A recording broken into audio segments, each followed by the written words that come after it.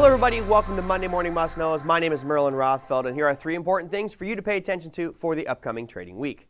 Now, there's been a very interesting talk track going on in the tech space, and that is a chip shortage. That's right, we're seeing massive shortage in semiconductors and chips, and this is really starting to impact the auto industry. I'm hearing things like Nissan is not going to put in navigation systems in their cars. What, do we have to bust out maps from AAA and figure out where we're going? What's going on here?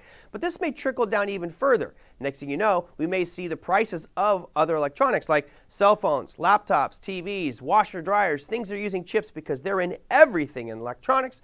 That could start to raise prices even more, and that might contribute to inflation. The interesting thing is we now all have COVID tax relief money coming in, all this extra cash, stimulus checks. There's more money chasing these goods and services, and the shortage of chips, we could really see prices start to rise. On that topic, let's talk about inflation. Let's more specifically consumer price index numbers. Now, as you can see here on this chart, going all the way back 21 years, this is the cost of goods and services for consumers. It's a consumer price index. And on the hard right edge, you can see it's at 0.6%. It's really nothing out of the ordinary. It's near the higher end of its range, but it's not anything that's alarming. So let's zoom in even further.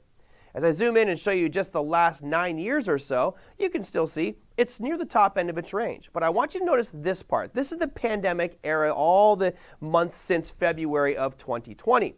Now, we are definitely near the higher end of its range, but we are being told right now by the powers that be that everything is fine. Janet Yellen came out this week saying, you know what? There is no worry about inflation at this point in time. And you also have Jerome Powell going, don't worry about inflation. It might be transient for a slight period of time, but it's going to be okay. Inflation's not the issue. All right, memorize something right now. Look at the hard right edge of this chart. I want you to look at what it looks like. Now, let me show you some prices. Let's go and take a look at wheat. This is the price of wheat futures going back to August of 2020. Now, in that period of time, it's risen 56%. And all I'm doing is going from the lows of August to where we are currently. That's a 56% increase. I think we'd all agree that's a pretty substantial rise.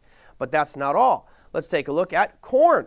Corn, in that same window of time, has risen 138%.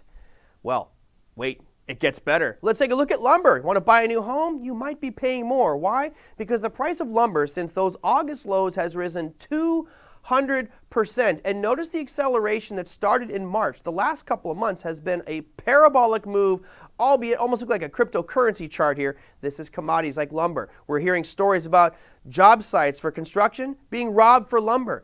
And it's even worse when you look at something like steel, which is up almost 240% in that same window of time. So no inflation out there? My assumption is you'll probably see that CPI number come out a little bit higher than expected. Now, why is this something you should pay attention to for next week? Because if fears of inflation start to infiltrate our market, that means the Fed's going to have to do something about it. What do they typically do? They start to raise interest rates. And raising rates would choke our economy, and all of a sudden we find ourselves in a very precarious position. So keep an eye on that. That's going to be on Wednesday at 8:30 in the morning Eastern Standard Time for CPI. All right, last of the week, I'm going to call it a 50% week. Why? Because last week we had over 1,400 companies reporting earnings. This week, 779. Just a smattering of earnings, but there's still some big names in there. On Monday, we have Tilray, The Trade Desk, Duke Energy, and Occidental Petroleum. Tuesday brings us Chesapeake Energy, Electronic Arts, and then of interest are these two here because of the chip shortage. You have Honda Motors and Toyota. I'm sure there will be some statements in their earnings and a call about the chip shortage. Wednesday brings us Wix. There really is nothing else going on other than Wix. A lot of international companies. Thursday, probably the biggest day of the week with regards to earnings. Alibaba, Disney, Aurora Cannabis, and Applied Materials, a major chip maker. And on Friday, this is an important one.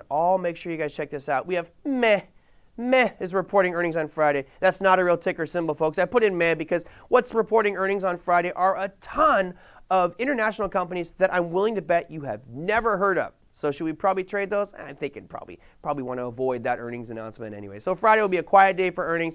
Make sure you check your earnings calendar because I've only mentioned a few of them here out of the 779 that we'll be reporting next week. That, my friends, is Monday Morning Must Knows. We'll see you next week.